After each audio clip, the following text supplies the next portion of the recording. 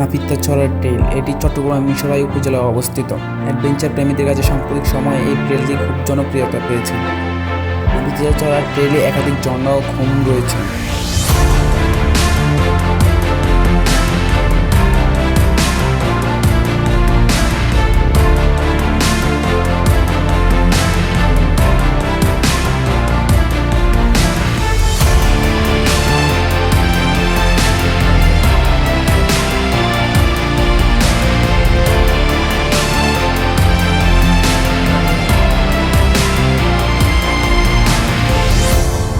এগুলোর মধ্যে হলো বান্দরখুম, কুপিকাটা খুম এবং মিঠাইছড়া ঝর্ণা। চারপাশে পাহাড়, ঘন জঙ্গল আর জিরিপথ আর মনোমুগ্ধকর ট্রেল এই ঝর্ণাকে অনন্যতা দিয়েছে। তাতে 4-5 ঘন্টা সময় নিয়ে গেলে পুরো ট্রেল সুন্দরভাবে শেষ করা সম্ভব।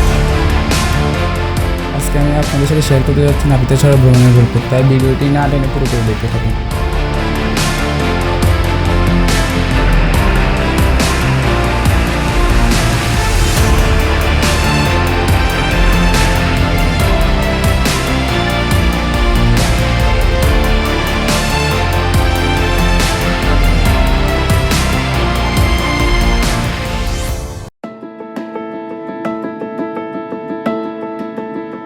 আসসালামু আলাইকুম ভিউয়ার্স, আমি এখন আছি মিরসরাই নদুয়ারি বাজার।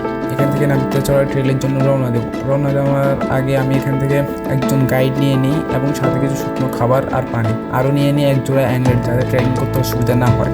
কেনাকাটা শেষে আমি আর আমার গাইড যাত্রা শুরু করি নাপিত্তাছড়ার উদ্দেশ্যে।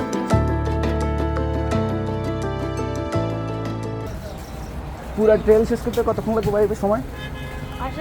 যাবার 7 কিলোমিটার। এখন কটা বাজে? 10টা। আর এখন 11টা বাজতেছে। আজকে দুপুরে এখানে আমরা এই ট্রেলে কি কি দেখবো? প্রথমে তো হ্যাঁ, কুপিকাটা খুম, এরপরে মিঠাইছড়ি, এরপরে বান্দরখুম। হ্যাঁ, বান্দরখুম তো আমি জানি। আমরা কি আগে মিঠাইছড়ায় যাবো নাকি বান্দরখুম যাবো? আগে আমরা বান্দরখুম যাবো, পরে আমরা মিঠাইছড়া যাবো। আগে আগে ছোট ট্রেন দেখি, তারপরে বড় ট্রেন। প্রথমে মিঠাইছড়ি দেখবো, এরপরে বান্দরখুম দেখবো। আচ্ছা, সমস্যা না, আমরা few minutes later. আমি আমার গাইডের বাড়ি থেকে সব চেঞ্জ করে নিয়েছি, জামা কাপড় আর অ্যাঙ্গলেট পরে নিয়েছি, আর সাথে একটা লাঠি নিয়ে নিছি। বলা তো যায় না লাঠি লাগে না লাগে না, তাই নিয়ে নিছি আর কি। পানি বেশি থাকলে ওই লাঠি দিয়ে দেখা যাবে আর কি।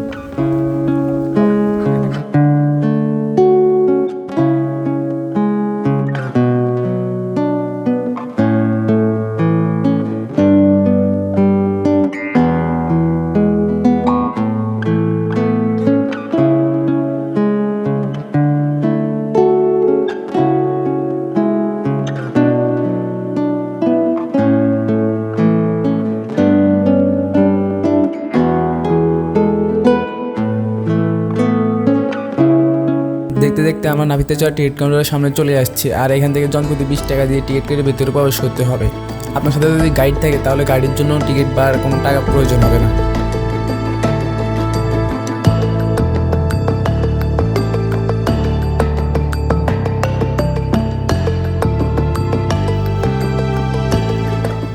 এখান থেকে নাপিত্তাছড়া ঝর্ণার মূল ট্রেকিংটা শুরু হয় এই জায়গাটা থেকেই।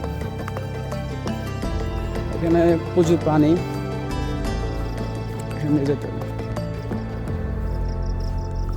এটা তো ঝর্ণার পানি, তাই না?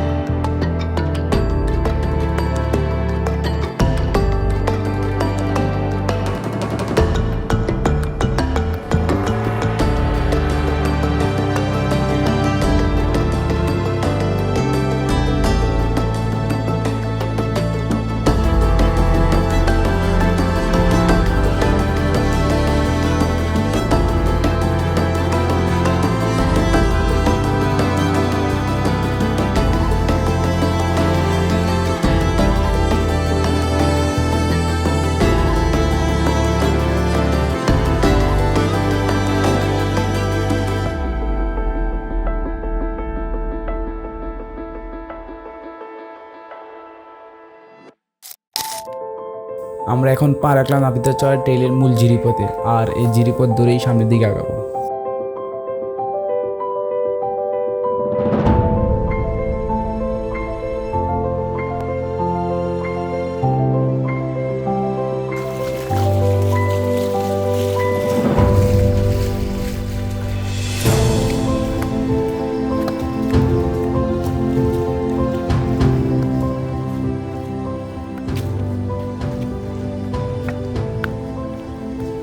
দিয়ে হাঁটতে বেশ ভালোই লাগতেছে। চন্দ্রনাথে গেছি, চন্দ্রনাথে শুধু সিঁড়ি, খাড়া সিঁড়ি আর সিঁড়ি দিয়ে উঠতে অনেক কষ্ট, তা আবার খাড়া সিঁড়ি। এখানে জিরিপথ দিয়ে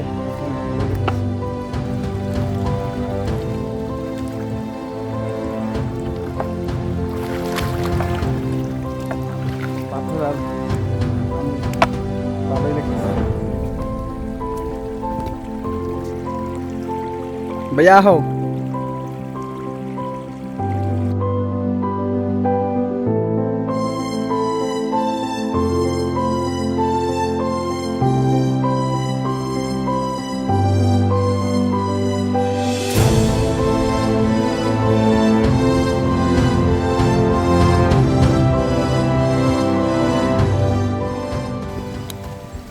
এতক্ষণ ভালোই রাস্তা ছিল, কিন্তু এখন কাদা মাটি আর পিছলের জন্য হাঁটা যাইতেছে না।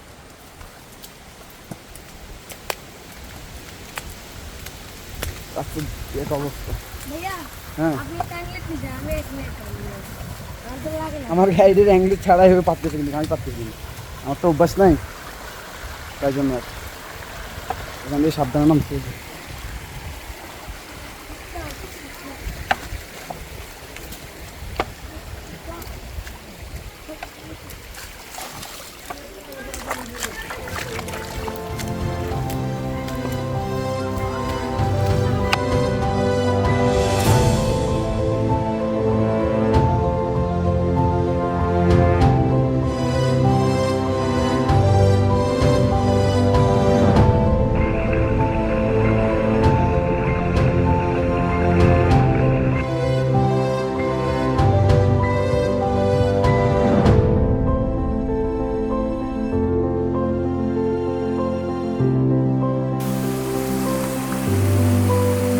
উঁচু নিচু পাহাড়ি রাস্তায় বড় বড় পাথরের উপর দিয়ে হাঁটতে হাঁটতে আমরা এখন নাপিতচড়ার ফার্স্ট স্টেপে চলে আসছি।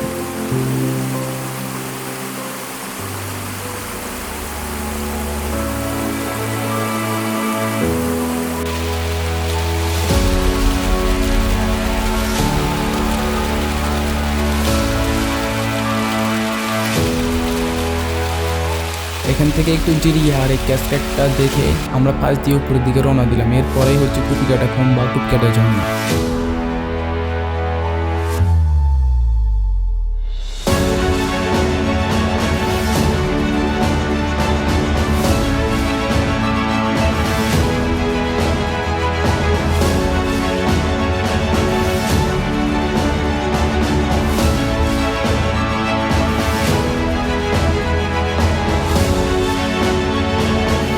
এটাই হচ্ছে সেই ভয়ঙ্কর কুপিকাটার জন্য।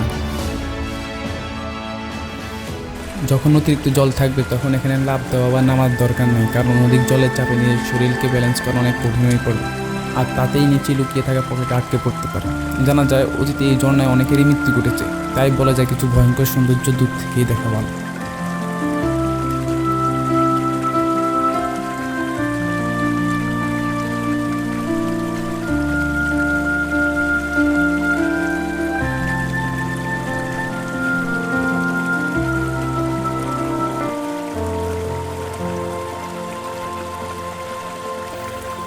এইবার আমাদের ছোট্ট একটা পাহাড় পাড়ি দিতে হবে।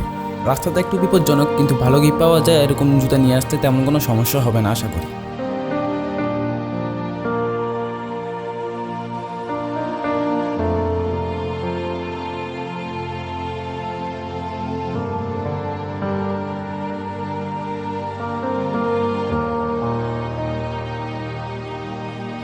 পাঁচ থেকে 7 মিনিট ট্রেকিং করার পর আমরা এই পাহাড়ের চূড়ায় অবশেষে।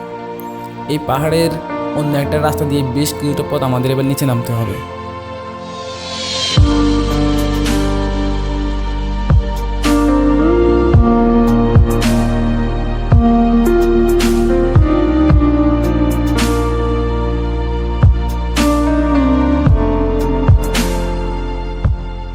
রাস্তা ধরে যতটা নিচে নামতেছি মনে হচ্ছে ততটাই গভীর অরণ্যে প্রবেশ করছি। চারদিকে সবুজ আর সতেজতা। এখানে আশেপাশে বেশ কয়েকটি ক্ষুদ্র নৃগোষ্ঠীর বসতভিটা রয়েছে। একটা বিষয় খেয়াল করবেন আপনি, যাতে তাদের বিরক্তির কোনো কারণ না হন, আর আপনার দ্বারা তাদের এই সুন্দর এলাকাটি যেন অপরিষ্কার না হয়।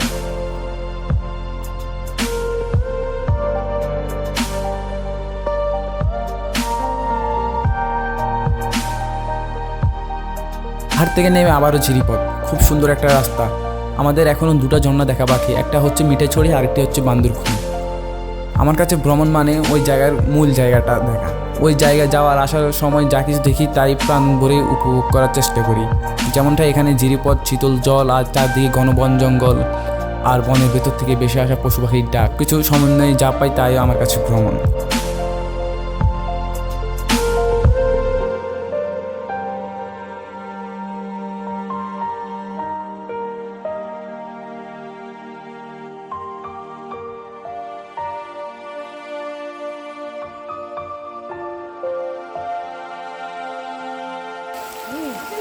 এদিক দিয়ে যা হয়েছে বান্দরখুম, আর এটা হচ্ছে কি মিঠাইছড়ি। ঝর্ণা দুই পাশে আছে, ওইদিকে হচ্ছে বান্দরখুম, আর এটা হচ্ছে মিঠাইছড়ি। আর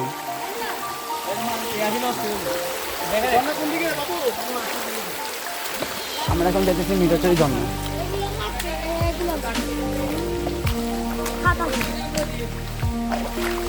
এটা হচ্ছে মিঠাইছড়ি ঝর্ণা যাওয়ার পথটা। মানুষ তো তেমন নাই এখন।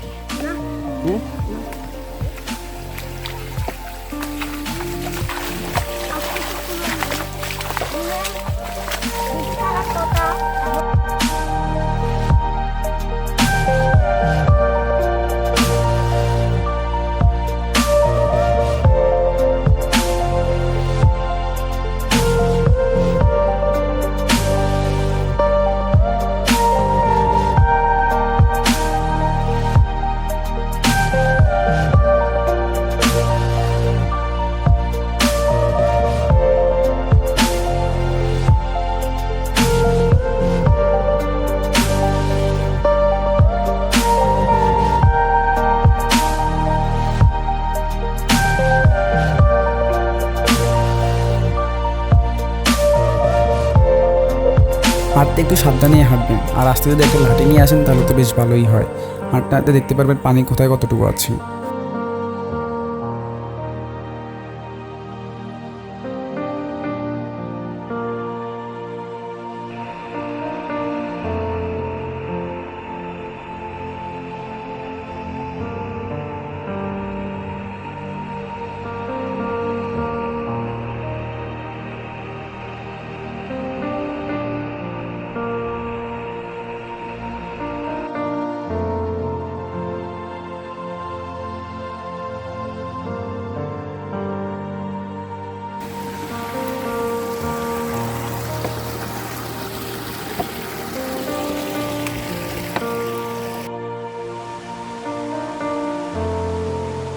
টানা 3 থেকে 4 ঘন্টা হাঁটার পর সামনে দেখতে পেতেছি এটারই সবচেয়ে সুন্দর মিঠাইছড়া ঝর্ণা। আজকে শুক্রবার হওয়ার কারণে মানুষের চাপ অনেক বেশি।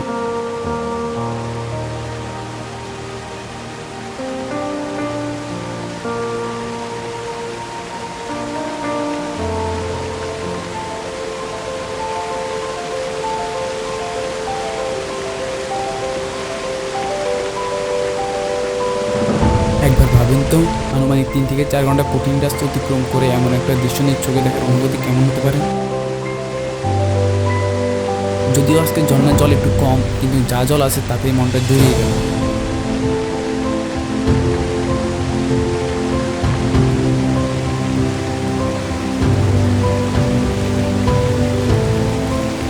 বৃষ্টিটা এসে যেন সব ক্লান্তি দূর করে দিল নিমেষেই।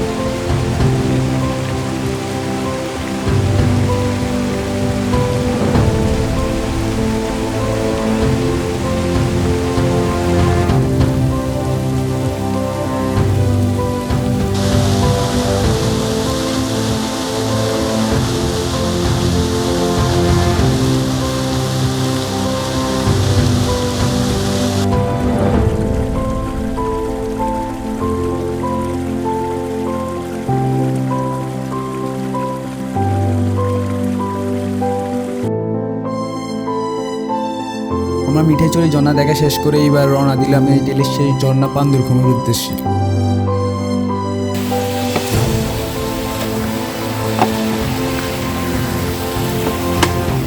আমরা এখন চলে যাচ্ছি বান্দরঘুমের দিকে। মিঠাইছড়া ঝর্ণা দেখা শেষ, এবার দেখতেছি বান্দরঘুম ঝর্ণা দেখার জন্য। ওই দিক দিয়ে যায় মিঠাইছড়ি আর এই দিক দিয়ে যায় হচ্ছে বান্দরঘুম। আমরা এখন যেতেছি বান্দরঘুমের দিকে। বান্দরঘুমে যাওয়ার এই পথটি আগে সবগুলো পথ থেকে একটু কঠিন এবং বিপজ্জনক, তাই দেখে শুনে হাঁটতে হবে। আর যারা আমার মতো অ্যাডভেঞ্চার পছন্দ করেন তাদের জন্য এই পথটি।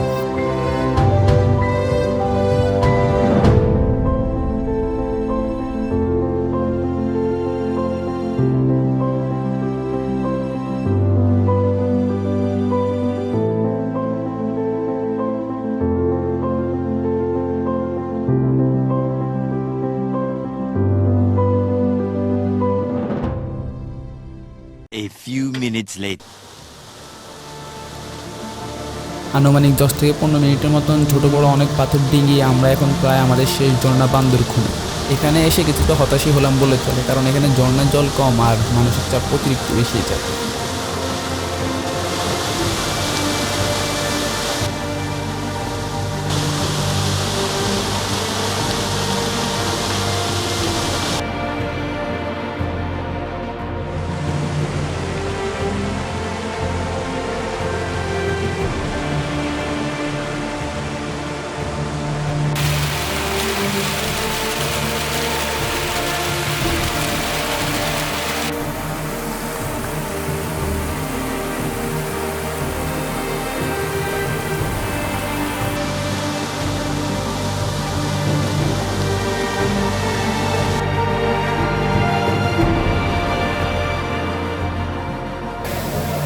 আমরা বাঙালিরা না কোনোদিনও সবুজ জাতি হতে পারবো না। এই দেখেন কি সুন্দর একটা জায়গা, কিন্তু এখানেও ময়লা ফেলে পুরাই গেছে।